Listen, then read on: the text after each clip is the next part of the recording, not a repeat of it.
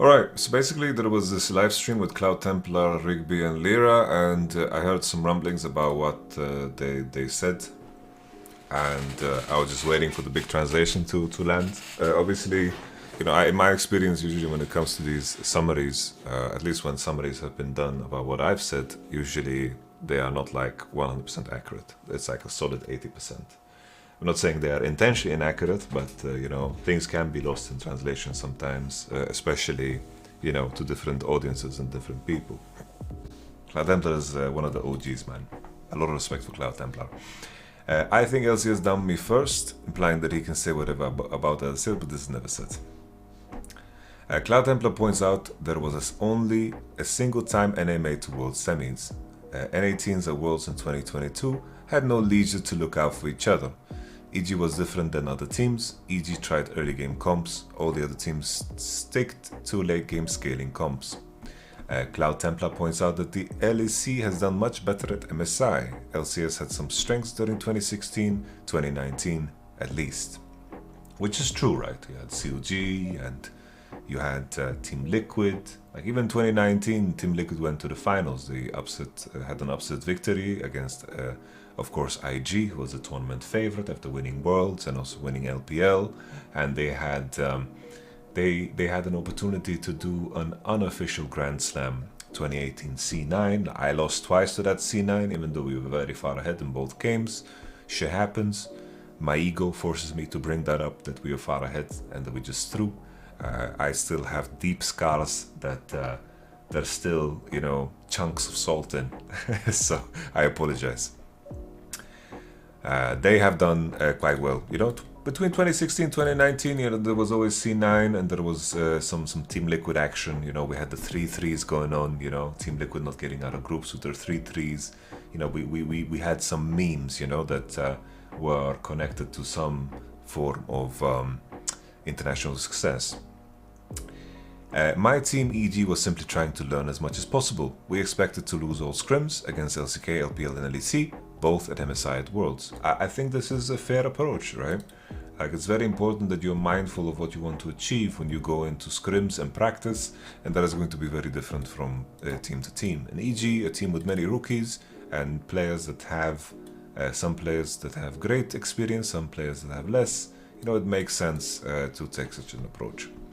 NA servers ping problem. Alright. Rigby regular season champions queue has a ping of 8, but it was 30. My end, this conversation about ping, I knew all along that ping is not the issue. I have to say that Western players are very fragile when it comes to conditions to play, and in my experience, Eastern players don't give a damn.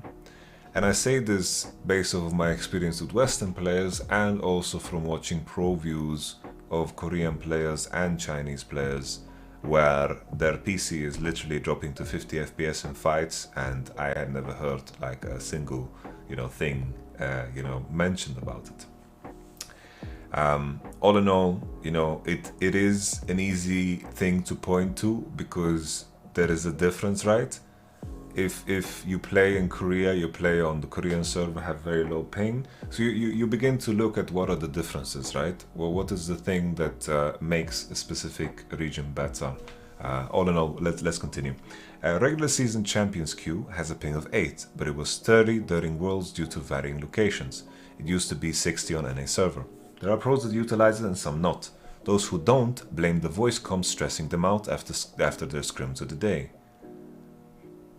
Well, the thing is, in my experience as well, stress is such a strange word, because you need to experience stress in order to push yourself. The easiest analogy, obviously, that there is unhealthy stress, and I think there is good stress, and I think it's important to separate it. If someone is stressing you out with bad behavior and just treating you bad, that's not good stress. Or if you have family issues or family life or stressing over bills, stressing over food, this is not the good type of stress, right? We inherently as people need stress in order to have urgency, right? To have urgency and to adapt and to become stronger. When you go to the gym, you put your muscles under stress in order for them to be prepared for something else, right? And the main thing is with Champions Queue is that you had the option of opting out of the comms. You don't need to be in the comms. And if someone has an issue with you not being in the comms, that there was nothing in the rules that would allow them to, complain about that. I think to not use Champions Queue is like the fact that so little people played Champions Queue after the fact kind of showcases that ping was never the core issue here, right? I think the main beautiful thing about the Korean server is, first and foremost, the ping was very great for most Korean nationals, and the work ethic and the culture around esports and the culture in general when it comes to the mentality of Korean players is just superior. And that image of Korean solo queue has been maintained, and there is a lot of value in being high rank in Korea due to this being in place. The main thing here, right, is the idea of value. There are many things that devalue a ladder. It's the same. Imagine you are playing an MMO and the MMO is dead. You having big achievements or beating the toughest bosses in this server matters a lot less, right? And in my mind, when it comes to the Korean server, it has that status of being the server. If you're high rank here, you have achieved something. And NA solo queue has completely lost that due to many reasons, right? Europe has also lost an element of that due to many reasons, right? Still, sometimes you see posts about players being high rank in Europe. This person went to rank 1. There is still some discussion about it, but not quite the same as the Korean server, right? And in my mind, that there is a plethora of issues that plague each server. You have win traders, you have betting, you have MMR abusers. That there's been so many issues that have plagued Europe and North America too, like people server swapping, getting high rank in Turkey, coming to Europe. It's like, imagine you play World of Warcraft and you get gladiator title on a battle group that nobody plays, and then you move to a different battle group, and then all of a sudden you are deadly gladiator and or savage or whatever doesn't, and it somehow retains the value. It completely diminishes the value of the title, right? And there was no server rollback, there was no fix of this, so elo became completely inflated. And I feel like solo queue is completely lost, because moving accounts to Korea is not a thing. It's not a thing, as far as I know. You can't move from any server to Korea.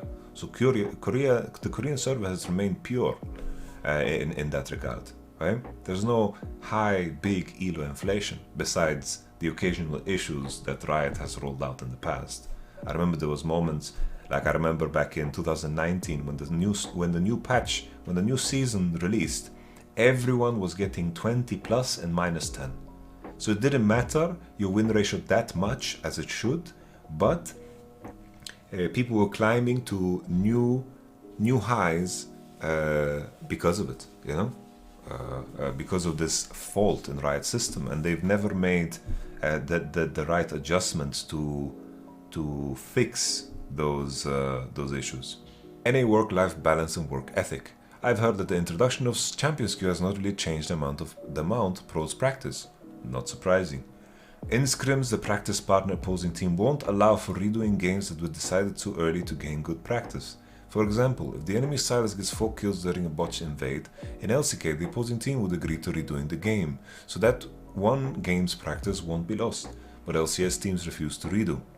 If this happens for 1 or 2 games, the scrim might end as early as 2:30 PM, even though the usual scrim block is from noon to 5 PM.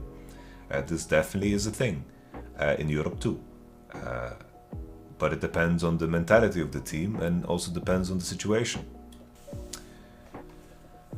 In scrims, the practice partner, we already read this. So they only do exactly 5 games of scrim, not 5 games worth of scrim practice. This is, some European teams do this too, for sure. So Egypt was an exception. I've definitely heard that teams with Korean coaches and players are definitely much better. By the way, forgot about disclaimer, these are simply our personal opinions, even though we've all been to NA and known LCS. I talked to a lot of LCS people for this video, and I've heard from everyone that Korean coaches and players are really different. Makes sense. Makes sense. The scrims schedule 5 game 1 block since LCS is BO1, so they match their own stage game schedule with scrim schedule. This leads to teams scrimming, and then the better teams usually win the first 3, and then slacking off trying out wild users picks on the last 2 games. I have personally experienced the wasteful games and scrims because of this. Practice is simply scrim plus solo queue, and I heard there are pros that don't play solo queue at all. Is that true? There's also players like that in Europe. I'm not going to mention names, but you can easily figure it out. You know, what I wanted to share is, in a perfect world for me, is that scrims, in order for scrims to be good, players need to prepare outside of scrims to be ready for scrims. So in an ideal world, what I want as a coach is that I want my players to be ready for scrims. Because scrims need to be used not to waste time for mechanical mistakes or waste time on players learning champions. It is the time for players to learn how to play together. We don't want to waste any review time on micro mistakes. Everything should be focused on macro topics when it comes to scrim practice. So you have to use your outside time of scrims in order to prepare for scrims. This is my view of it. You need to play solo queue to be ready for scrims. And then you're playing scrims to be ready for stage. Right? And in order for you to be ready for stage, you need to, play the champions good mechanically, so you can challenge yourself where it matters. But the main issue, right? The biggest challenge of making scrims useful is that it's a dance with a partner. If the enemy team decides to run it down and you can't practice structured, this is the issue of and the problem of the game, right? That you cannot create drills, you cannot create circumstances or situations besides 1v1s, blitz scrims, right? 10-minute scrims or 5-minute scrims, Rift Herald scrims. Besides setting that up, you will have a hard time creating drills in practice. But all in all, in my mind, you need to use solo queue and you need to use footage of other players in order to prepare yourself for scrims. Not many ranked users in NA server, high yellows too many one tricks with strange picks, so very bad practice. Shows peak viewership data including LPL showing LFL, LVP, CBLOL, VCS all beating LCS. Viewership is going down, number of views is going down, so makes sense the level of LCS goes down.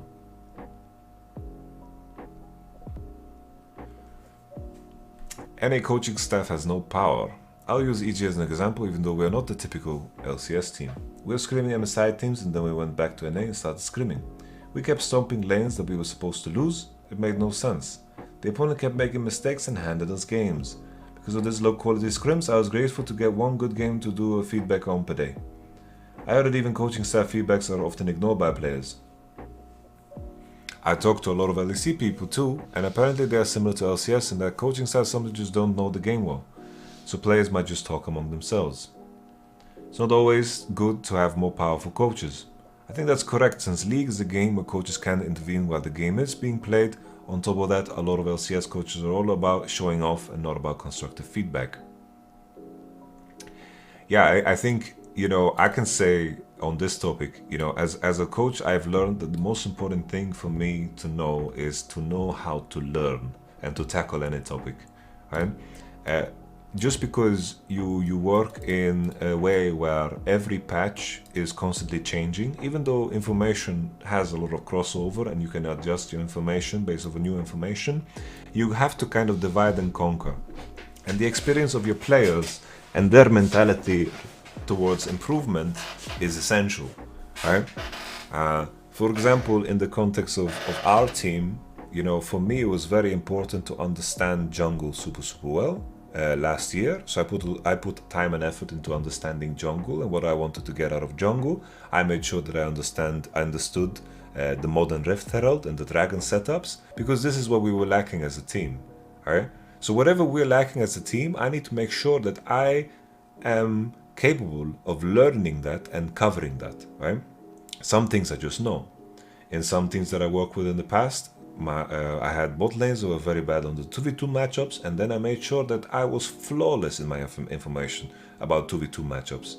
Sometimes, for example, in the case of Humanoid, this year I didn't need to understand, even though I have baseline information, the things that I could teach Humanoid about how he lanes were mostly, like in the 1v1 and how he manages waves, it was more, I could give him a lot of feedback in regards to how he managed the wave in regards to jungle, right?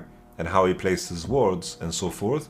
But in regards to how he trades 1v1 isolated, you know, this I knew Humanoid had covered, right? Even though I have enough knowledge to have a general idea in terms of optimization, like perfection, you have to pick and choose, right? Depending on what's lacking in your team, right? Because the most important thing is to understand how to learn and understanding the idea of the game. When you understand the idea of the game, you can begin to solve problems yourself and understand what is good and what is bad. And that is the most important thing to understand in League, because the game changes so much. And the same thing needs to be taught to players. They need to understand how to think critically, right? Org setting goals too low. Cloud Templar. There is this atmosphere that we don't have to do well, but we only need to maintain in LCS. There are not many good players. If those players are already taken, the bottom tier teams can only do so much. They still gotta brand their teams. So they're looking for rookies, rather just status quo with somewhat popular players. Every team can have varying goals such as branding and all, but I just didn't feel like they're trying. Yeah, some rosters I saw didn't seem like trying. Hard to have a good new rookie. Any reason for the lack of rookies? There are rookies. LCS coaches are not very good. Academy coaches can't be better than them. League is a 5-person game, so it's easy to just do politics well and appear good. Recognizing good players is also very important, hard to get skill. I heard it's pretty hard to debut as a rookie there. No, if you're on a bottom tier team, it's easy, but it goes like this player debuts because he was good at carry top champions at academy level, and then they end up not being able to play neither carry top nor tanks at LCS level and get demoted again. We've seen that story many times. Work-life balance and high pay. We're going all over the place on how to summarize, but it's just work-life balance issue. NA doesn't pay little. Looks like they're reducing wages for next year, but it's still pretty high. The lowest I heard was 75k a year. For how bad LCS is, it doesn't spend enough to attract players that are truly good. And I think that any organization that does is completely out of their mind. I think, I can tell you this, guys, in my mind, for this year, like LCS was very low on my prior list. Very low on my prior list.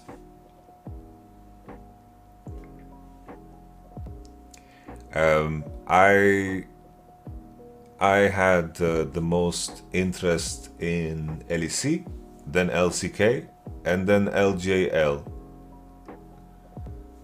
Just because I love Japan. But these are my priors, you know? LPL I've never considered because I've never had conversations with an LPL team. But yeah.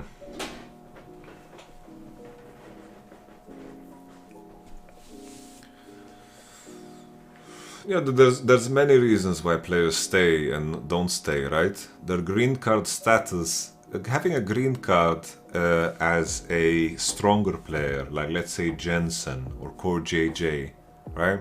I believe Core JJ is married, right? So they have a lot of roots already in the LCS that they might lose if they step out of the picture, right?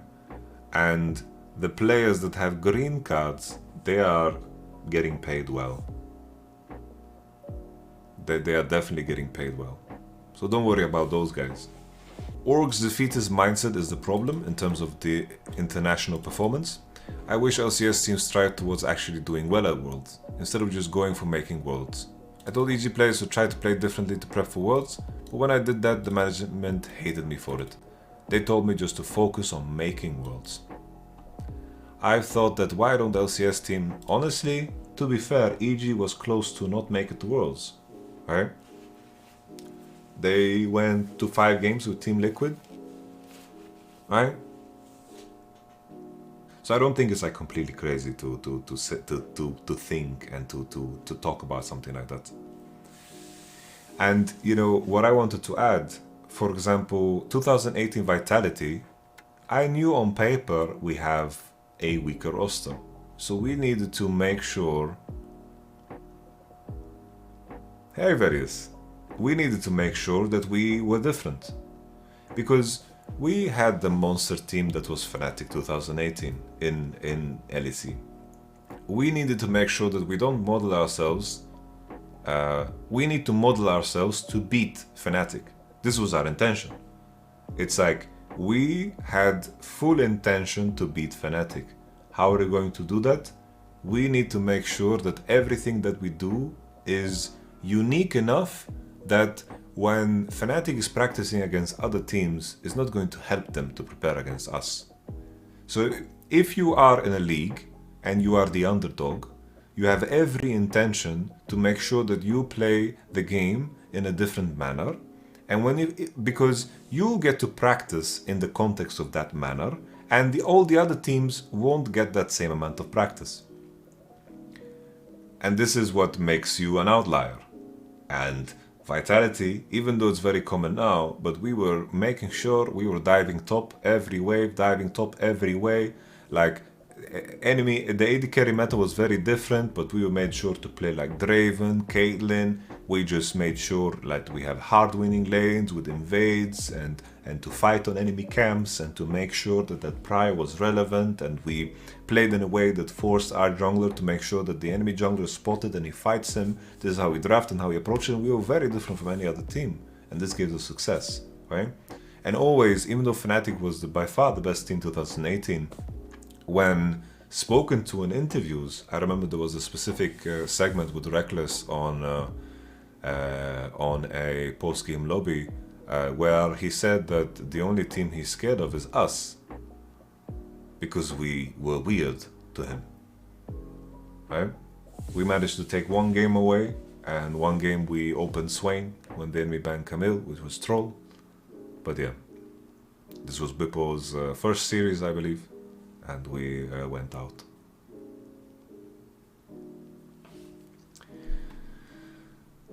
Okay.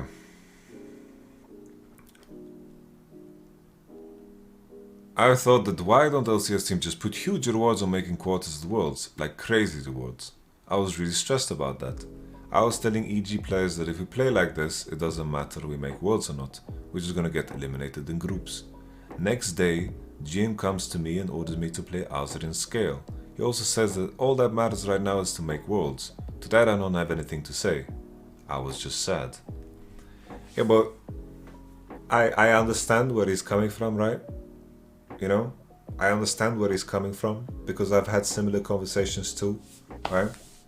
I've had similar conversations too, where I was pushed in the direction of making a decision to qualify in, and I knew making such a decision would basically, you know, limit my choices or limit my potential in the tournament.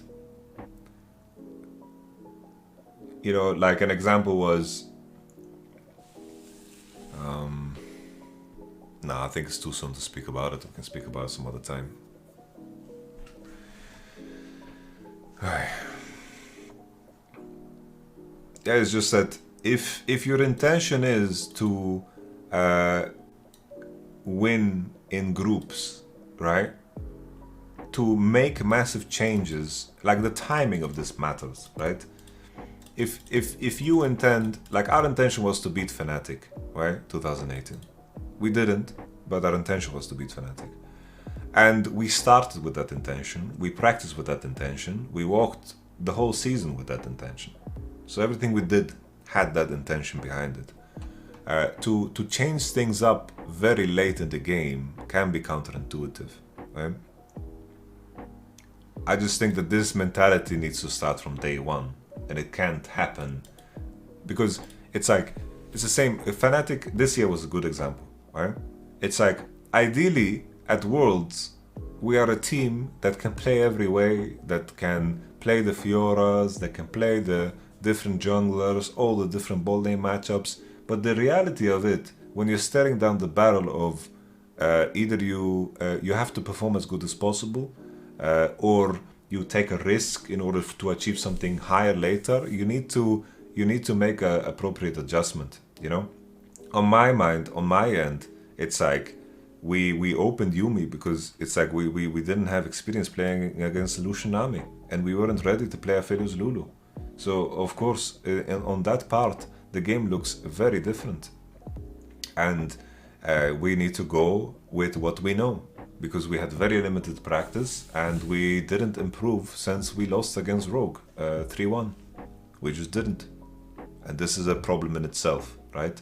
This is a deep-rooted problem that started at the beginning of the year. It was something that started in spring and something that carried over into summer, that we just didn't get much out of practice because players got demotivated quick, they argued with one another, they disagreed, and we had moments when things were going good and going great, and I felt like, you know, we would conquer the world and we would achieve everything that we sought out to achieve. But then the situation was so extremely fragile. Something would happen and then it felt like we would start from scratch, you know? But this is more tied to this specific dynamic of players, you know? You can't blame a single person because it was the interactions between them that were in the end the most exhausting aspect when it came to practice. Is the only solution a super team that also performs internationally but imports EG money? So only a super team. So only a super team that somehow does well at Worlds, the only solution? He previously mentioned G to bring LCS level up their international performance. With EG at Worlds this year, I felt like our laning was very good. We solo killed JDG bottom and all. But we couldn't finish out those games because we never played early game comps in LCS. We just didn't know how to play it. None of the jungle, mid, ADC and super was able to time any jungle camp spams for invasive, didn't work. I was telling them we can do much better if we practice for next year. I won't be with them because of the military service, but I think all players that play for EG this year will do well. What do you think about getting rid of import rules across all regions?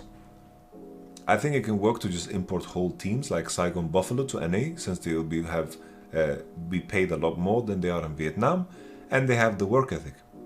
Heard that one of the LCS teams is trying to make all Korean speaking team. It is a pretty big blow to LCS. The TL spent big this year and they didn't even make Worlds.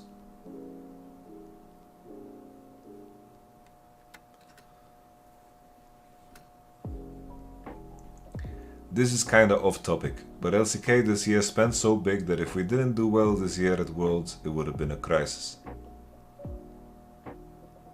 Oh really? That's interesting. Thank God for DRX, my friends. Yeah, I can imagine that the Genji roster, Damwon roster and T1 roster is not cheap at all. Is it even possible 5 Korean in a team?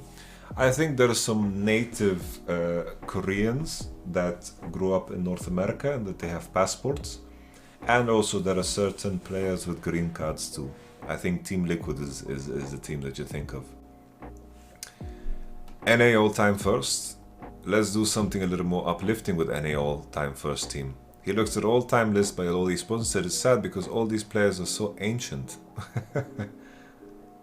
Alright, let's see these top teams. Impact, Jensen, that makes sense. Jensen belongs here. Doublelift, Go JJ, okay. I think that's fair. Yeah. Xmithy, Inspired.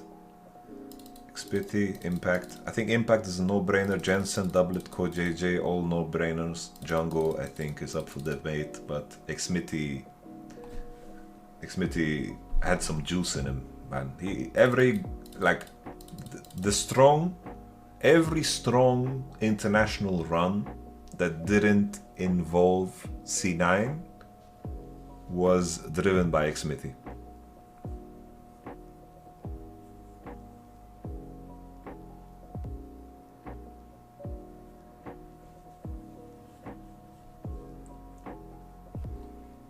Lira voting himself. This guy was really good, and then it seemed like NA broken. This is my memory of him. They all picked Jensen as he was the most impactful internationally compared to Bjergsen. Yep. NA got much better at flanking. Impact is the only who can really flank. And then Jojo Pyun debuted, and we were working on his flanks all year. We figured this out and we did well thanks to it. I've been really curious, but why was Fudge spamming Fiora at Worlds? No idea. Then who knows? That's hilarious. He likes the champ. There was also a highlight reel where he TP'd mid and used Gold Drinker and then carried. I guess he felt good about it afterwards. I still think LCS is a major region. They still beat all the minor regions. Is there a phrase you prepped for LCS winning Worlds? No, because I started preparing when it's coming up. I usually prepare when there's one series left. LCS super team that actually does well internationally can happen. I still could see the possibility. And then they talk for like 30 minutes that I couldn't really get into. The issue, right? It's like, for example, 2018 Fnatic, okay? When you have one team that manages to figure out a way to be really insane, okay, in your region, that makes all of the other teams better too, right? Having a really strong team within your region is ultra important. Because if you look at the Worlds of 2018, okay, 2018 Worlds, you had Vitality. We went 3-3. We didn't get out of groups. But we beat Genji and we beat tournament favorite RNG 1-1. And then we lost 2 games to C9, right? You had G2 that went all the way to semi-finals to get beaten by the world's winners, IG. They beat RNG in a spectacular fashion in a best of 5 that went to 5 games, playing Heimerdinger against, of course, RNG. And then you had the fantastic performance of Perks on LeBlanc, which was mind-blowing, you know? He really went Super Saiyan, right? And then you had finally the catalyst for this, which was Fnatic 2018. That was Hillisang, Reckless, Caps, Broxa, Bwipo/Soaz, right? That was a monster team. They had Youngbuck, Dylan. Things were working very well for them. When you have a very strong team in your region, it feels to get to practice against that team is an honor, right? But the main challenge that you face, right, if you make a super team in the LCS, and for you to get to that point where you're going to be equally as good as the Korean teams and the LPL teams, you're already so far behind. Because in all honesty, right, if there is a situation in Korea, well, let's say Korea doesn't win Worlds. All the Korean teams are banding together and say we need to start practicing earlier. We need to start screaming earlier. We need to. There is a sentiment that we need to beat LPL again. You know. NA after losing Worlds, or Europe also for that matter, after losing Worlds, you know, you have some outliers, right? But the intention should be is that we should be working hard right now, you know? We should study everything that we saw at Worlds, and we need to make sure that we employ it and that we start earlier. We need to start earlier and work harder. But the issue is the LCK and the LPL are ahead of the curve, start earlier and work harder. So how do you ever catch up?